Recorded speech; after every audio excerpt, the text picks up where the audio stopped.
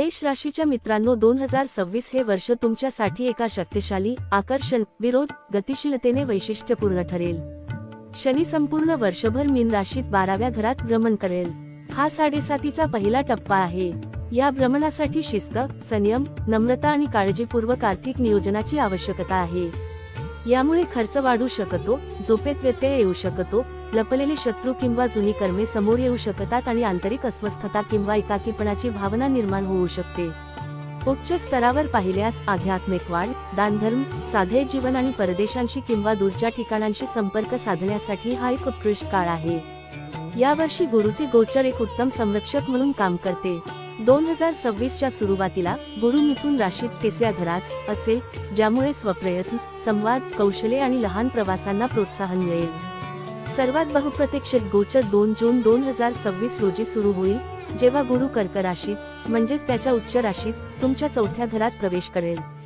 30 ऑक्टोबरपर्यंतचा हा सुवर्णकाळ घरात आनंद, आई आणि वडीलधाऱ्यांकडून आधार, मालमत्ता किंवा वाहने खरेदी करण्याच्या संधी आणि शिक्षणात यश प्रदान करतो. 31 ऑक्टोबरपासून पुढे गुरु सिंह राशीत 5व्या घरात प्रवेश करेल, ज्यामुळे सर्जनशीलता, संतती, बुद्धिमत्ता, मंत्र आणि उच्च शिक्षणाला चालना मिळेल. राहू आणि केतू अनेक बाह्य घटनांनाही आकार देतात. वर्षातील बहुतेक काळ राहू कुंभ राशीत 11व्या घरात आणि केतू सिंह राशीत 5व्या घरात असेल. 11व्या घरातील हा राहू मोठे, अनपेक्षित लाभ, सामाजिक वर्तुळाचा विस्तार, ऑनलाईन नेटवर्क्स आणि दीर्घकाळापासून प्रलंबित असलेल्या इच्छांच्या पूर्ततेसाठी उत्कृष्ट आहे.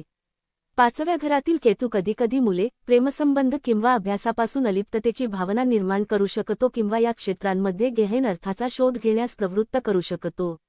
6 डिसेंबर 2026 रोजी एक मोठा बदल घडतो. राहू मकर राशीत 10व्या घरात आणि केतू कर्क राशीत 4थ्या घरात प्रवेश करतो. यामुळे तुमच्या करिअर, सार्वजनिक प्रतिमा आणि जबाबदाऱ्यांवर अचानक आणि तीव्र लक्ष केंद्रित होते, तसेच घरात आणि भावनिक जीवनात अंतर्गत बदल घडतात.